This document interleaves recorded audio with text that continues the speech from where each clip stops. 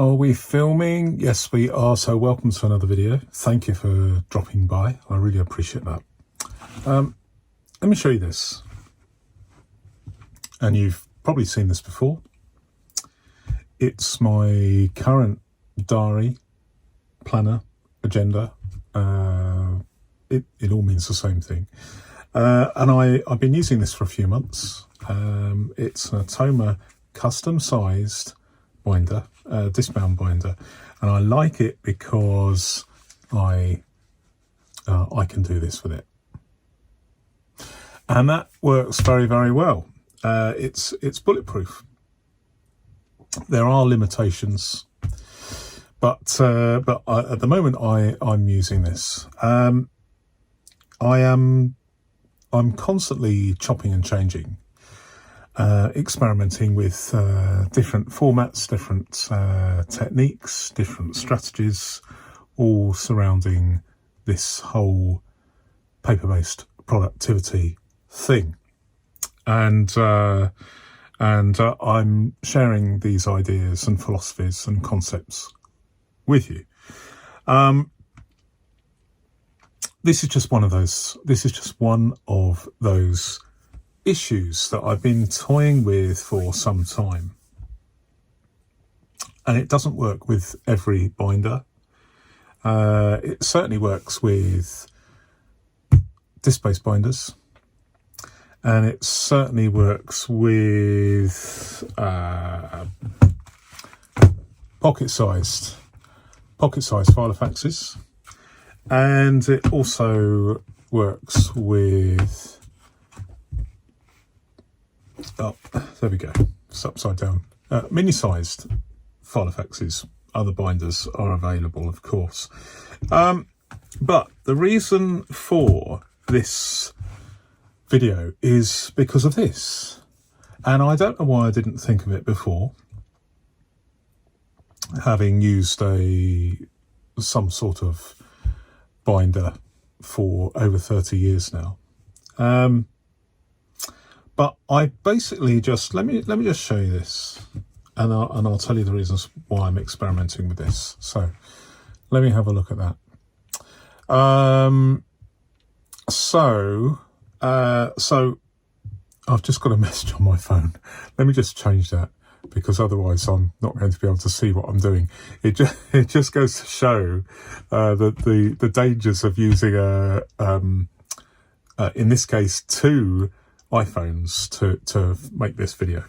I should have stopped the messages coming through, but I've sorted it out now. So I have moved this from this position here, which is the normal position, isn't it, to a position where I move everything up one. Why have I done that? Why have I done that? Because of ease of the speed of opening this particular binder. Or it could be a filofax or another binder. But there we go. So we've got it closed, and we've got this one page. This isn't this particular date, but I've just rearranged things because today's date is just full of stuff, and I want to keep all that private. But as you can see, it's showing it's just open at one single date, and I can easily, here we go, I can easily open it, and it's on my desk or in the palm of my hands if I'm out and about, and I take this out with me. But on the right, you've got this very, very easy way. I mean, this is very, very rough and ready. I appreciate that, but I am not one for being neat and tidy with my paper-based productivity. It is very much a working tool. I'm inclined to say that. So here we go. We have a working tool where easily opening it, even with one hand, perfect flatability, of course. And then I can see the things that I have to do, my appointments for the day. And on the other side, I have my to-do lists. So I'm working on my to-do list, experimenting with things. So why does it say A? A is the highest priority. It's my way of writing urgent. I don't really use the word to-do list because I know it's a to-do list. And I don't want other people to know, sitting opposite me in a train carriage, that I'm looking at a to-do list. So I just mark it as A. I do have a B list and a C list and a D list, but I'm just sort of experimenting with that. They could be 1, 2, 3, or they could be day, week, month, who knows. But for me, it is the A list. And so when I have these like this, open like this, I can see at a glance, and this is important, I think, certainly for me, to be able to see at a glance my appointments for the day and also my most urgent tasks I need to get done, hopefully on that day, but not particularly essential for that day, otherwise they would be an appointment. But certainly I want to be able to address them within the next 24 hours. So there they are. So they're on here.